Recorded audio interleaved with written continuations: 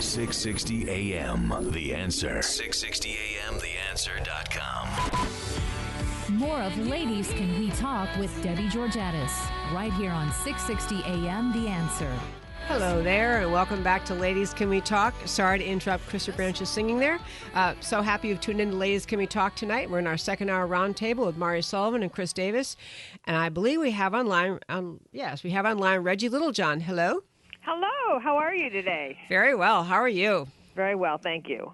I was happy to see you a few weeks ago in Washington, D.C. at one of the policy conferences, and I know you've done extraordinary work. I really love to have, I mentioned a little bit in the first hour about your work fighting forced abortion in China, and I would love to have you tell us a little bit about how you got started and what you do over there, and the Save a Girl campaign. And I want to end up and be sure we talk about what your reaction is to China's recent announcement. I think it was this week about they're going to end the one-child policy. But can you start just telling about your organization? Oh, absolutely. So we're called Women's Rights Without Frontiers, and we are an international coalition to end forced abortion and the sex-selective abortion of baby girls in China. So I am leading a movement on that, and so I'm very knowledgeable about what the Chinese Communist Party did this week. But in any case, we have two things that we do. We advocate internationally, so I have testified 7 times at the United States Congress and multiple times at the European Parliament, the British Parliament, the Irish Parliament, Canadian Parliament. I've briefed the Vatican many times. I've briefed the United Nations Commission on the Status of Women 10 times. So we raise awareness of what's really going on in China, and also the fact that West is complicit in it because we fund something called the United Nations Family Planning Fund and International Planned Parenthood, both of which organizations have been working hand-in-hand with the Chinese Communist Party since the beginning of the one-child policy, just about. So we have been calling for an investigation of those organizations, and actually the European Parliament passed a resolution saying that their financing for so-called family planning in China needs to be investigated to make sure that they aren't being complicit with forced abortion and sex-selective abortion. And the other thing that we do is that while we're doing this international advocacy, we also are saving the lives of individual baby girls in China. And this is the Save a Girl campaign that you asked me about. So we have a network of field workers in China on the ground, and we've developed relationships in one area of China such that if a woman has an ultrasound, knows that she's pregnant with a girl, and schedules herself for an abortion, we get notified. And then also if a woman gives birth to a baby girl and she's getting pressured by her in-laws to abandon that baby girl, we get notified, and we will actually show up at her doorstep and say to her, please do not abort, please do not abandon your baby girl just because she's a girl. She's a precious daughter, and we will give you a monthly stipend for a year to empower you to keep your daughter. We have an overwhelming success rate, and as of today, we've saved 190 baby girls. That's just extraordinary. You know, I think that the concept of sex-selective abortion is so it's just staggering to me that I can't imagine anyone thinking that was a good idea. But then I guess in China, the reason the whole practice evolved was because there was a one-child rule and policy of the government that just caused people to conclude, well, if I can only have one, I guess I better have a boy because they're more likely to bring income to the family. They're more likely to carry on the family name. Is that really where it came from? Yeah, that's right. So this is the thing. The preference for boys is not just China. It's all over various Asian countries, and it's elsewhere in the world too. It's not just China, but what China has that is unique is this coercive low birth limit. So that in other areas where there is son preference, people know, well, okay, if my first kid is a girl, I can try again, or if my second kid's a girl, I can try again. But in China, they have been limited to one child, or in the countryside, they're limited to 2 children. If the first child is a girl, they can have a second child. And so even in the countryside where they already have a 2-child policy, gendercide is rampant because where the first child is a girl, people want the second child to be a boy, and they will abort that second daughter routinely. So those are a lot of the babies that we've saved are second daughters. They're the most vulnerable people on earth is the second daughters in China. And so the new move by the by the Chinese Communist Party concerning the one-child policy is not going to affect that at all.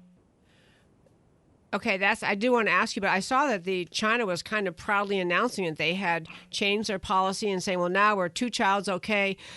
So you're saying that won't impact the practice of gendercide because people still explain why it won't? Why you say that?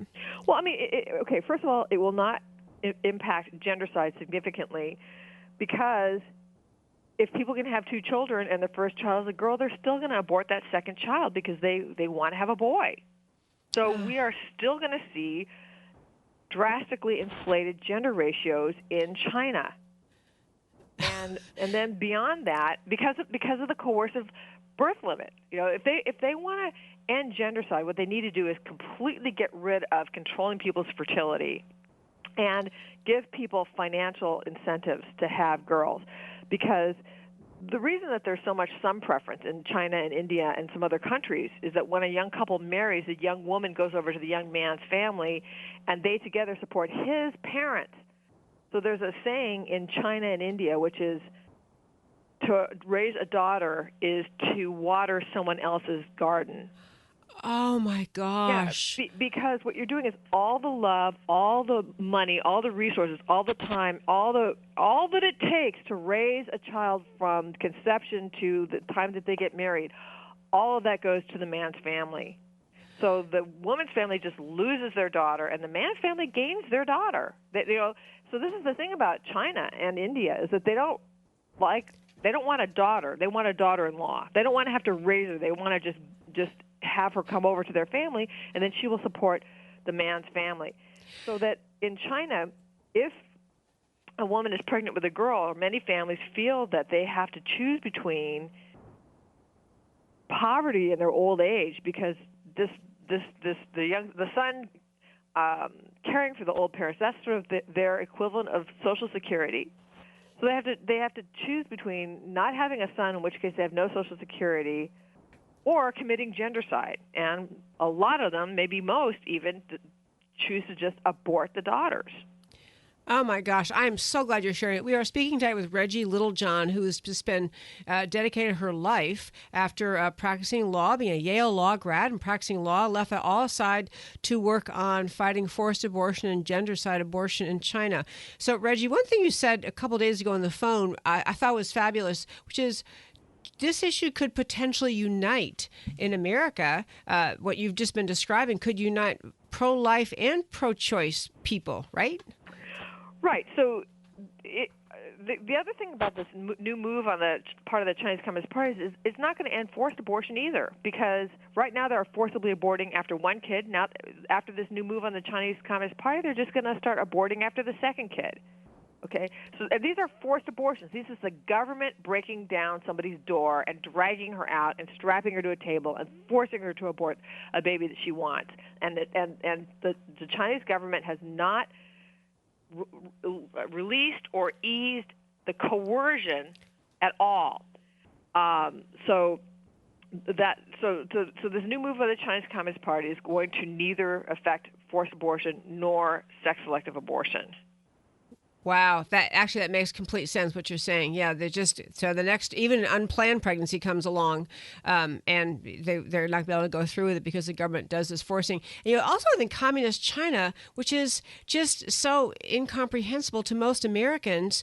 In America we feel like we have rights, and so if something so coercive or evil were to be a government policy, people would stand up and you'd have a right to protest. But in communism in China, even though they have made some trends toward being a little more free market-ish, there's no sense of a right of having personal rights like we have in America and being able to organize against the government and demand this change. I mean, is there any social pressure or political pressure on the government to back off from this policy, all these policies relating to forced abortions? See, Debbie, you really nailed it, because what we see in China is a free market or a freer market economy, so that they are economically getting more towards the capitalism or free market. But politically, especially President Xi Jinping is very, very repressive, and their human rights are going down. So, for example, we know about the Tiananmen Square massacre in 1989. Yep. Okay, where the students were protesting for democracy, and then they were slaughtered. Yep. They could not even have a Tiananmen Square today. Why? Because you can't assemble. There is no freedom of assembly whatsoever. If two people just, I've heard reports on Tiananmen Square, if two people just sort of stand there too long together, the police will come up to them and get them to move along. So there's no right to assembly. There is no freedom of speech. If a person stands up effectively against the one-child policy, they'll end up just getting detained, and their whole family will be persecuted, like the blind activist Chen Guangchen. That's what got him in so much trouble. Yes, So, you had a role in freeing him, right? Yeah, I sure did. I started advocating for him at the European Parliament in 2008, and just didn't let up at all until he was finally set foot on U.S. soil, and I was there to greet him at the airport. And he and I spoke together in D.C. a couple weeks ago, and we're speaking together again in D.C. This week on Thursday and Friday. He's getting a big award in D.C. for his heroism, so I'm really proud of him. And yes, we led an international coalition to free him. That's another thing that we do. And the other thing that I should mention is my two Chinese daughters. Are you even aware that I have two Chinese daughters? I was not, but tell us, please. So, I don't know how many more minutes do we have? We can go a little long. We 2 more minutes. How about that? 2 more minutes. Okay. So there's a very famous dissident in China named Zhang Lin, who is trained as a nuclear physicist. He's a brilliant guy, but he gave up what could have been a life of privilege to join into the Tiananmen Square movement, the pro-democracy movement. And because of that, he's been jailed and tortured repeatedly. When they couldn't silence him through directly persecuting him, they actually kidnapped his 10-year-old daughter out of her elementary school and detained her overnight. All kinds of bad things happened to her. So she's known as China's youngest prisoner of conscience. And my organization, Women's Rights Without Frontiers, together with Congressman Chris Smith and some other very brave people in the United States and China, were able to get her out, and we're raising her and her sister as our own daughters now. So not only are we saving girls in China, but we're saving girls around our own dining room table. I was around your own dinner table. I have chills from that story. We are speaking with Reggie Littlejohn, who is the founder of Women's Rights Without Frontiers, and also who's working just night and day to fight to end forced abortion in China and gendercide abortion.